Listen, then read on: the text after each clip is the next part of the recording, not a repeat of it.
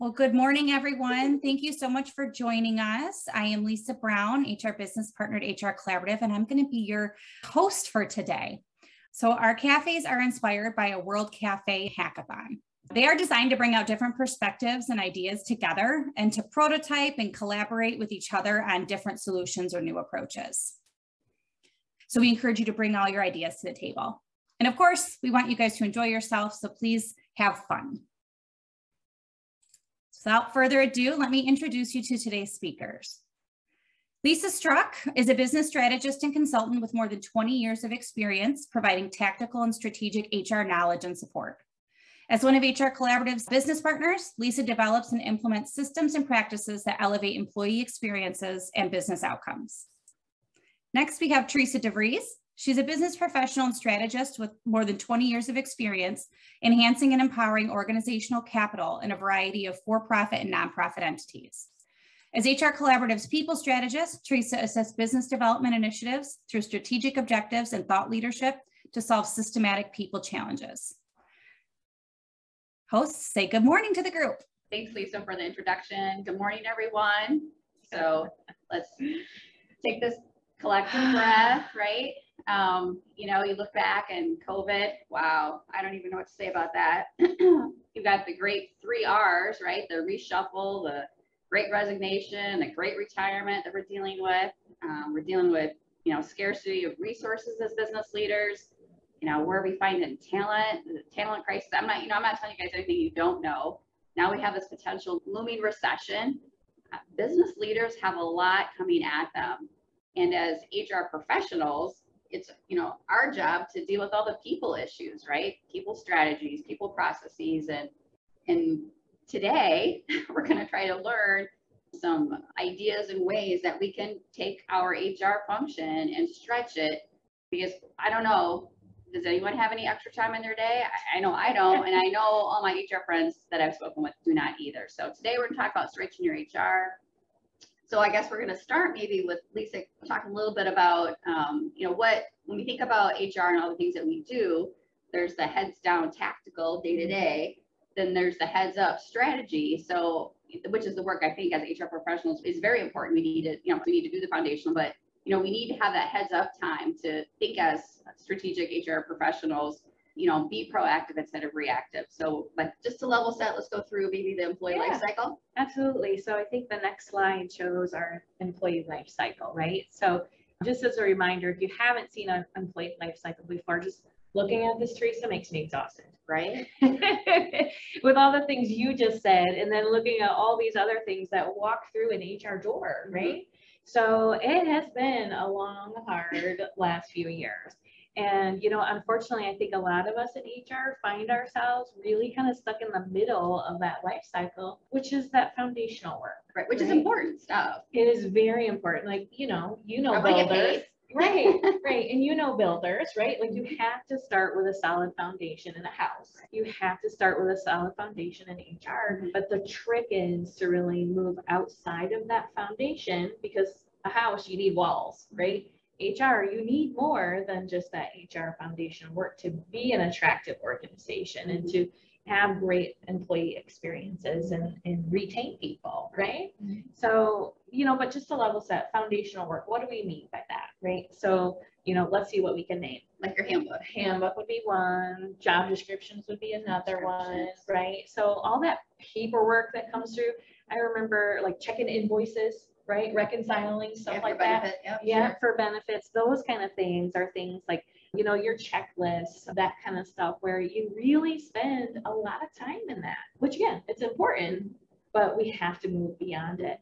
And some of the reasons we need to do that is our people are important, right? And we need to provide. People, I like to say, are your strategic differentiator. Yeah.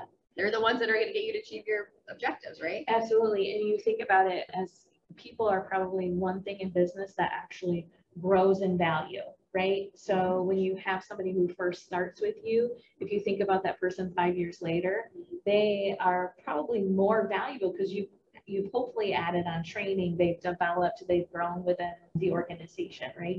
So it is something that we really need to look at. How are we investing in our people besides just that foundational stuff?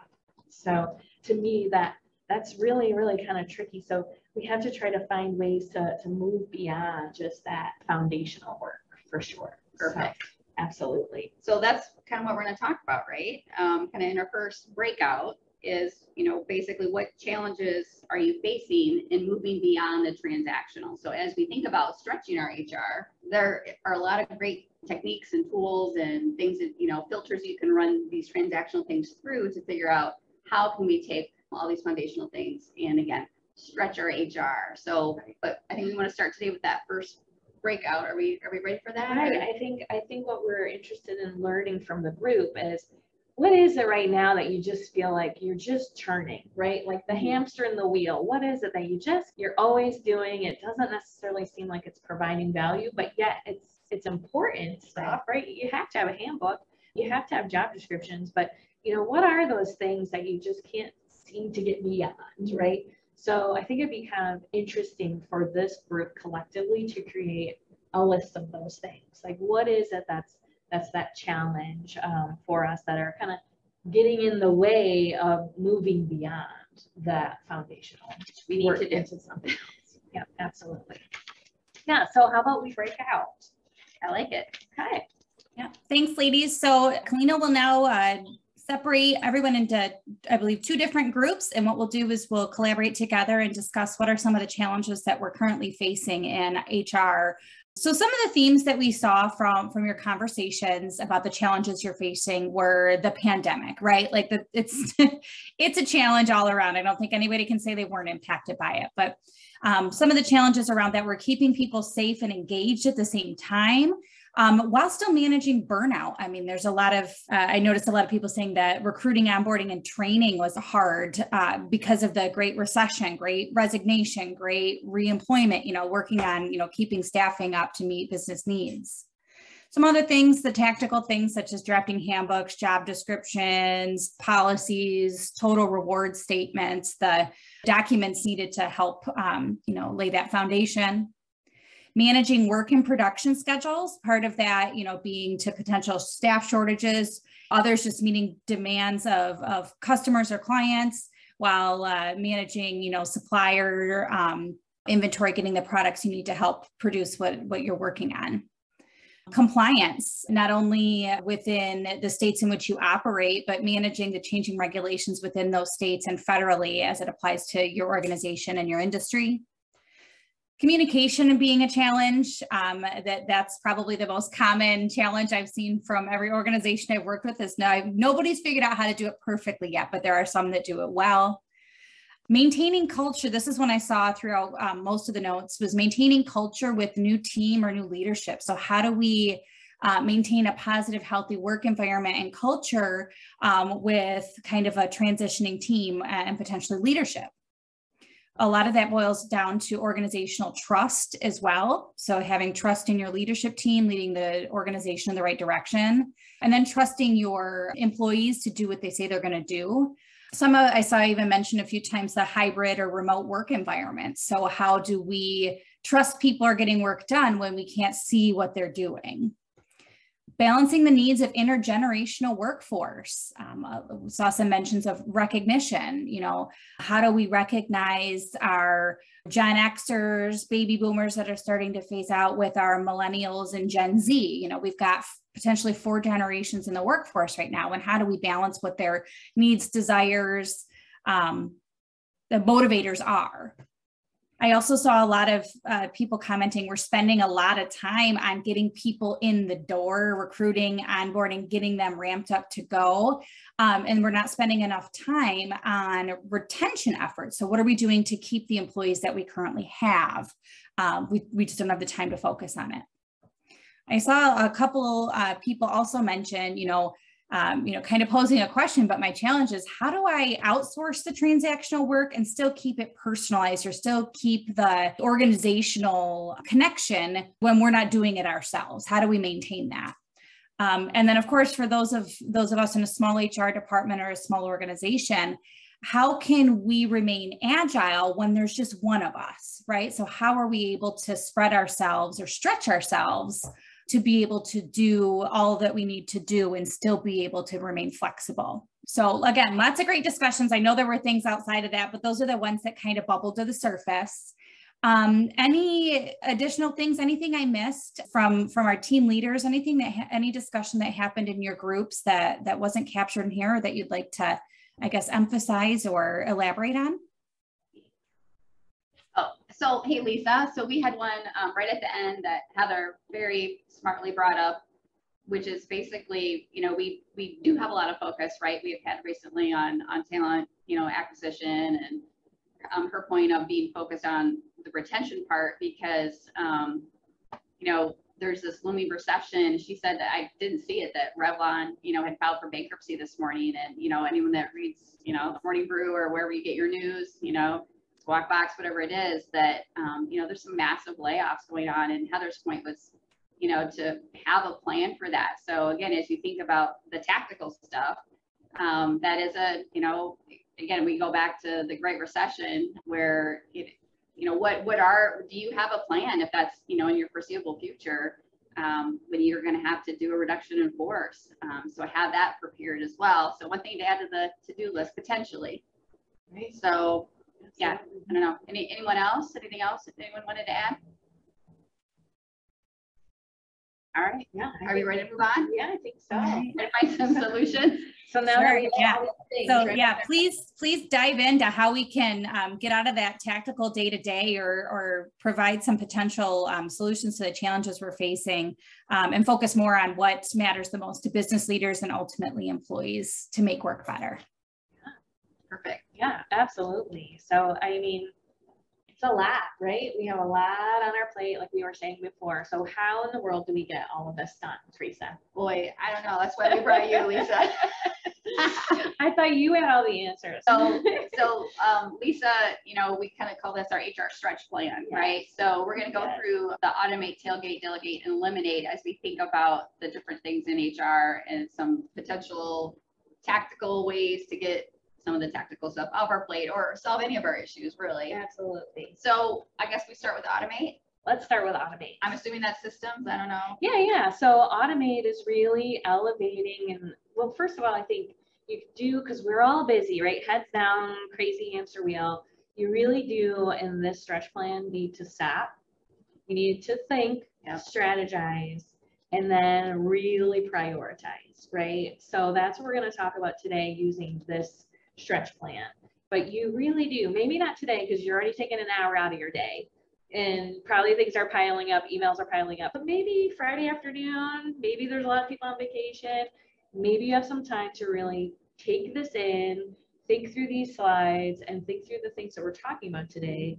Stop, strategize, prioritize, right? So I want to kind of level set there because we can talk about this all day long, but if you feel like you're way too busy to even think about it, you do need to take time to think about it.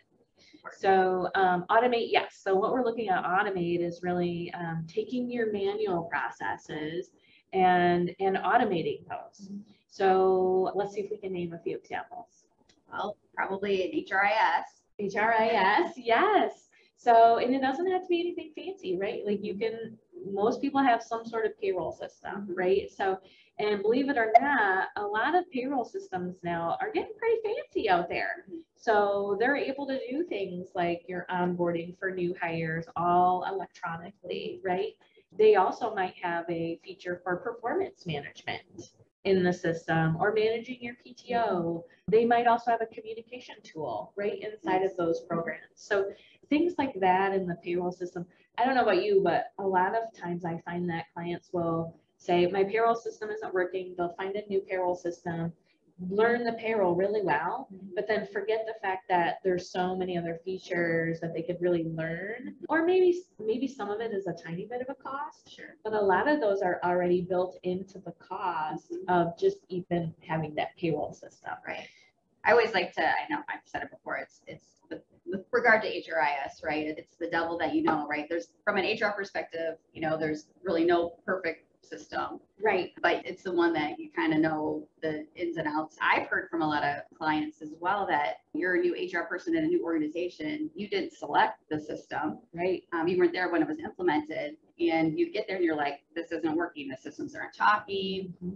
It's not being optimized. You're not using the modules that you're probably paying for. So Right. there's an opportunity as well, probably. Yeah, I run into it sometimes even with timekeeping. There's one system for people to do their time clock, right? Mhm. And then that somehow has to be manually entered into the payroll system. Right. Well, that should not happen, right? Like that's a really good thing that you can start automating for Right. sure. And other things about automation, right? We're talking about self-service options for Mhm. employees, right? So again, instead of them bringing in an address change, bringing in a direct deposit form or changing taxes, push that out to an automated system, push them out into the payroll system. Even with benefits, right? We're talking about if that's not through your, maybe that's through your payroll system or another system your agent can provide for you. Absolutely. You love that technology. Yeah. So the idea here is really to stop and then evaluate the things that you're doing manually. So what is it? Do you have stuff on paper still? Right? So if you have stuff on paper, it's really time to stop and evaluate why we have that on paper, if it still needs to be on paper, and if not, where can it go in an automated world? Perfect. Makes Great, sense? Great place to start. Cool. All right, so we'll move around the wheel to tailgate. Oh boy, I do love a good tailgate. Me too. Right? Me too. Go green. Oh, I knew you were gonna say that. I knew you were gonna say that. I know we don't agree on our maybe our That's true, the affinities color. to Yeah. to the color. That's all right. I'll let that slide. But I think we can still agree that tailgates are fun, right? And what we mean by this type of tailgate, it's not, out at the football game, but those are fun too. But really what it is transitioning some of that solo work that you're doing in HR and really creating a collaborative process. So tailgating, right? So it's an internal way to say, you know what?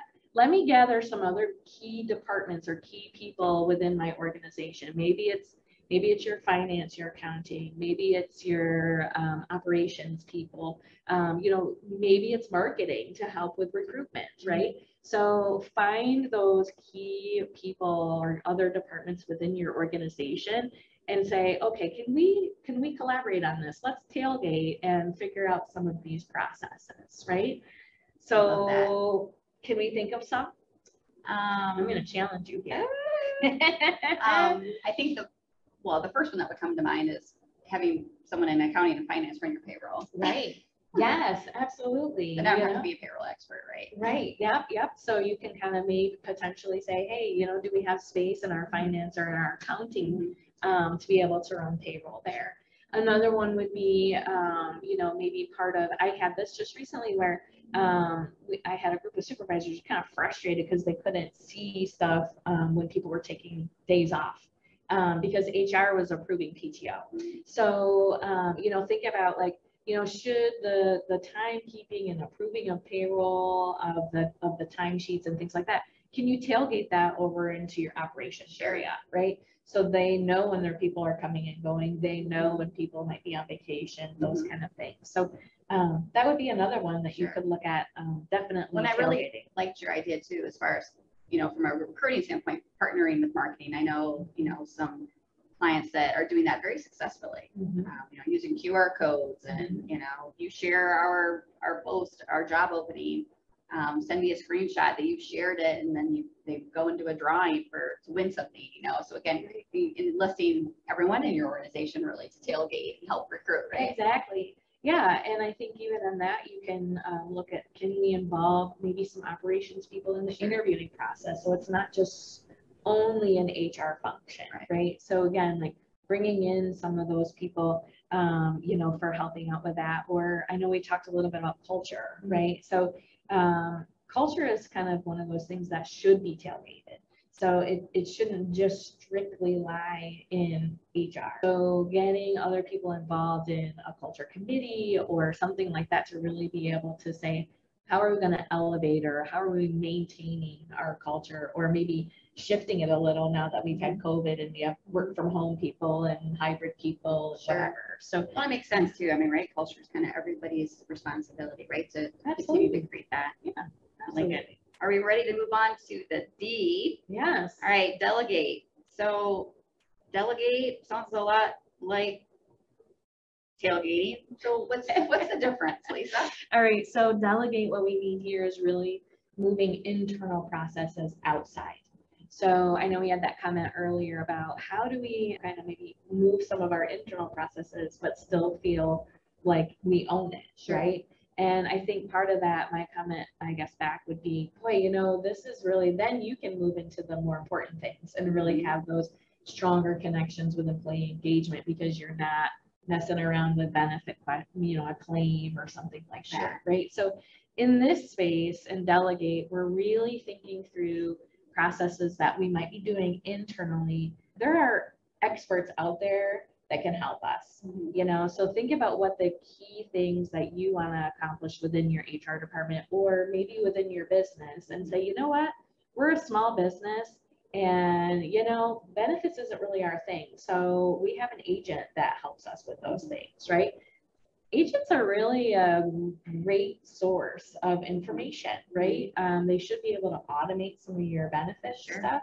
And if you're only seeing your agent at renewal when they're asking for more money on your health insurance, it might not be a great relationship, right? So making sure that we have a good, solid relationship with a benefit agent is one, right? So I would say another one, workers' comp. That's a huge one. So if you have safety things or issues going on within your workspace, connect with your workers' comp. Have them help you create a great safety plan, or maybe a safety committee. Sure. And they bop into there every once in a while and do some training with your folks. Well, now training is a big one too, right? Yes. I mean, I think we talked about it. I mentioned it in our breakout too. I think, you know, the days of posting a job and getting the exact perfect, you know, talent to fill that role is pretty much over. And that it's going to be, you know, what are the must-haves, and then what can we train and develop? What tools, resources can we provide our people to, you know, be an upskill or just, you know, new leaders, right? So I actually had a conversation with a client just the other day. They've identified leadership competencies. So basically wanting to delegate that because that person doesn't have the time to train to those competencies. So again, outsourcing, delegating that training and development piece to someone else, which again helps you be agile too, versus hiring a training and development manager. Right, exactly. We talked about that in our small group too, because we've had such a reshuffle. So we might have new managers, right? So those middle managers are so key, right, to employee engagement and to culture, and, you know, even to compliance and HR, all of those things. Sure. So making sure that they understand some of those basic HR 101s, as well as, you know, developing them into their people skills and those things as well. Right. Insanely important, right? Absolutely. A lot of things that definitely that we can delegate. Absolutely. So now we're on to E, right? Eliminate. Wow. I mean, let's get rid of the noise. I mean, I'm sure there's a lot of things we would all love to eliminate from our individual roles. Right. So how do you decide what's okay to eliminate? Yeah, I think obviously you can't just say I'm not doing that anymore. That probably wouldn't be the best thing to tell your manager. Be like, yeah, I decided I'm not doing that anymore. But really, this is kind of that, again, we talked about stop and really strategize and think like, okay, is this process creating value, right? Like I remember back in the day, I would be running all sorts of crazy reports out of payroll or wherever, out of my HRIS system, and sending them on to people. And then one day I had the great idea, I'm going to ask if they even look at these things, right? Sure. And so then when you start asking people like, hey, are you reading these? Are you looking at this? Is this stuff that is important to you? And they're like, yeah, no, I don't have time for that. So I was creating busy work for myself, thinking I was helping someone else, right? So really kind of going back to like, okay, well, is this process valuable to someone else? So talking to your leaders to say, you know what, here's the 4 or 5 things that I'm providing for you. Are these important to you, or can I consolidate them? Do I have to run them every week? Sure. Or maybe it's quarterly? You know, just some of that stuff I think is important to really think through. Right. And another one is process. So having a very, I think, eliminating the chaos, like we talked about, eliminating the noise and having a solid process for things. Like we kind of know we're hiring people, right? So creating, here's the process when we hire someone. So people aren't like, oh, we're hiring somebody, they're starting Monday. Wait, what do we need to do? Sure. Right? Same thing with, maybe when someone's promoted, we kind of know we'll promote people. So what's the training plan when we promote somebody? Right. And when someone leaves, what's that plan look like? So let's get those things together. So we're eliminating that chaos and that noise. So we don't have to really think about like, oh my gosh, I have somebody leaving on Friday and I forgot to do X, Y, and Z, right? That's a good point. Yeah. The noise, eliminating the noise, things that are, I don't want to say are irrelevant, but really not helpful to what you do. And I remember when my first bosses said to me, Teresa, I want you to start making a list of all the things that you see, that you go, why do we do it that way? Because in 6 months, you're going to be so ingrained, you're just going to forget. We do it because that's the way we've always done it, right? Yep. So I think it's hard when you've been in a role for a long time to critically look at your processes and the things that you do to see, do they really truly add value? Why are we doing that? Right. Right. So, yeah, and I think one way to do that is really keep track and be really in tune on things that employees are questioning or they ask about. Example, I had someone who was going out on a leave, and this particular policy had they had FMLA, but on top of that, they paid with some paternity leave, parental leave, and then they had short-term disability. But all of these plans kind of like intertwined with each other, obviously, right? But the way that they had it set up was very chaotic. sure. And confusing. So employees kept asking, how does this work again? And then, then I had to be like, how does this work again? And I thought, wait a minute, there has to be an easier way. So again, like sometimes it's even eliminating some of our own internal processes to make sure we're really streamlining things Sure. in a way that's easily explainable to our employees, Sure. right? And to other people. Absolutely, for sure. Excellent. So it looks like We're at time. It time looks for like. breakout Yeah. session 2. Yeah. So great conversation. Let's figure out if there are ways that we can use some of these tactics to address the challenges that we identified in breakout session 1. All right. So good. That sounds good. Taking the time is a very important way to approach, evaluating your challenges. I saw a lot of comments around automating processes to include fillable forms, things like LOA, leave of absences, onboarding, data collection. Also saw in the customer service space, implementing a ticketing system as opposed to using email, which can get really difficult to track responses to. I also saw mention of a RACI chart. So for those of you that aren't familiar with RACI, it's responsible, accountable, consulted and informed. So, essentially assigning someone who's accountable and responsible for helping get it done, and then making sure that communication occurs to others that are important. And we always say that clear is kind. So once we've identified who's accountable for getting tasks done, you always know who's responsible for completing those things and can be held accountable if they aren't. Centralizing tasks. So performance management systems, using a centralizing task list. So using a centralized system that everyone has access to see who's working on what when. So project management system, understanding who's working on what and who's responsible for those things. Leveraging your HR information system for onboarding, policy acknowledgements, communication, open enrollment. Some systems have open enrollment or benefits modules. Some of them even include the ability to do offboarding or exit interviews. So utilizing a survey system, so automating some of those things. I saw a few groups mention using templates or outside resources. SHRM, if you're a member, it's a great resource. They have document library that you can take and customize. We have an HR support center through Mammoth HR. And then, of course, leveraging a third-party HR, consultant or third-party firm to maybe do accounting or, those tasks that don't need to be housed inside. Centralized communication. Having a weekly or regularly scheduled newsletter that goes out from a single source to the whole organization. You could feature on-demand videos. We've utilized Loom in our organization and had our leadership team send out videos to communicate to everyone at the same time. And it's on demand, so not everyone has to tune in at the same time. They can do it as it fits in their schedule. I saw a lot of mention of engaging key stakeholders. And this is throughout the entire process. So this would be, delegating or tailgating, how can we get others involved? In the retention efforts, HR shouldn't be the only one asking people why they stay or understanding how to, really engage employees. Have managers get in there and have those conversations. Same with onboarding, getting multiple members of the team involved and getting those new employees really integrated and engaged in your company culture can really create a great bond for the new employee with your organization, but also lighten your load. I saw a few people mention evaluating the workload. We may have, a shortage of staff. So we've got, a really time intensive workload, 8 hours a day of high intensity work can be exhausting. So are there some things that are currently part of that workload that could potentially be eliminated? Do we really need to do that? And then of course, engaging in that culture and buy-in from staff helps, create transparency and more people feel involved and invested.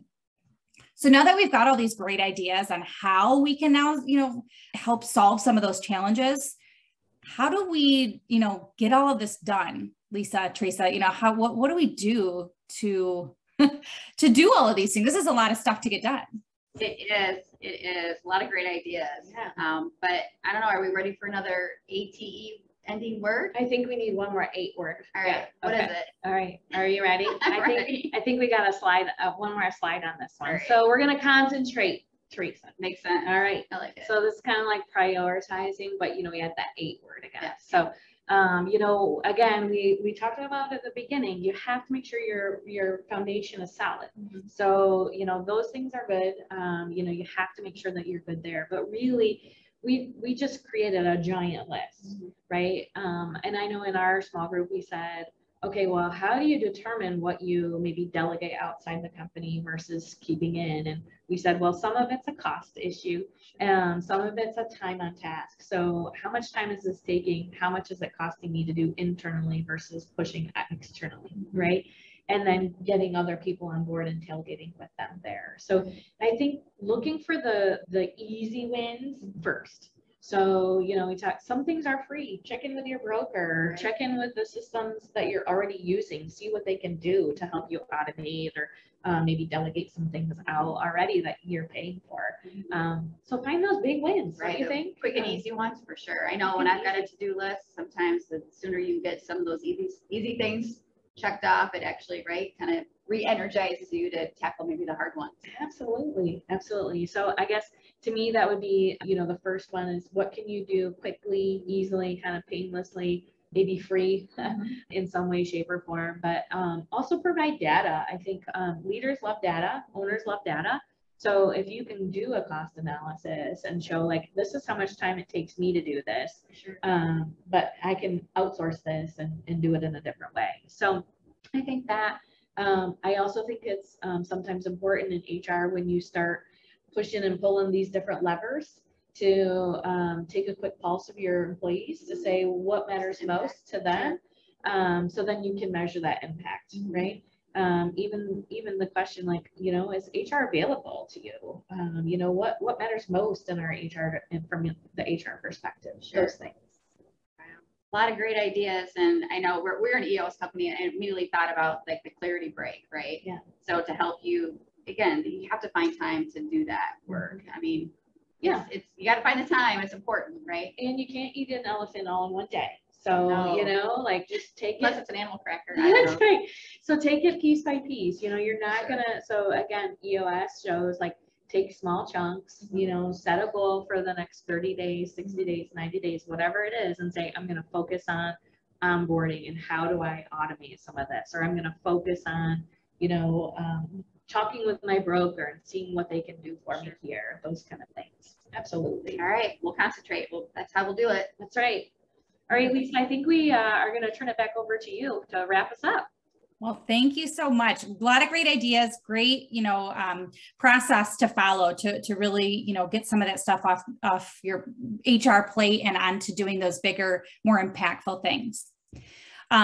Obviously I'd be remiss if I didn't share that we, are happy to help make some of those plans, help you make a plan for action.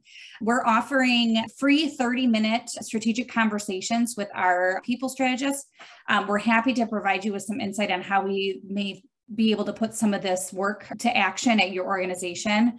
So give us a call, reach out to meet your HR solution. We've got temporary HR experts that we can plug into your organization where you need them, or if there's another solution that would be ideal for your organization, we'd be happy to let you know what we can do or connect you with the people that can help solve those issues and help, get a little more time back in your day. Of course, we really want to thank you for your participation in our conversation, and we would love to continue the conversation. So please connect with us on social, LinkedIn, Facebook, Twitter. If you haven't already, we talked a little bit about how having a newsletter can be helpful in understanding what's going on both within your organization and in the greater HR world. So please subscribe to our weekly newsletter. You can go straight to our website. And of course, we want to hear your feedback on this collaborative cafe. So you can scan that QR code there to provide some feedback on the cafe this morning, the information you received, and how we can make this the best use of your time. So this morning, we want to make sure you get what you need out of it. So last but definitely not least, thank you guys so much for joining our conversation this morning and by being part of our collaborative group. As a reminder, we will email you the event slide along with the short survey after we wrap up. Of course, if you have any questions, our team is always available and happy to connect with you. And of course, we have those free 30-minute consults and, are happy to take the time to talk about the people challenges you're facing. You can connect with Teresa, Lisa, myself on LinkedIn. We'd love to be part of your network if we're not already. And of course, stop on over to HR Collaborative's page and make sure that you like and follow us for any updates on future cafes and things that we're working on here. So you can also connect and subscribe to our newsletter there as well. And just a heads up that we'll be having another collaborative cafe in August. So keep an eye on your inbox and of course our LinkedIn and our social pages for updates on the topic, date, time. And we'd love to see you all there as well. Have a wonderful summer and we'll hopefully see you all again in August. Thanks again for joining us. We're very glad to have you this morning.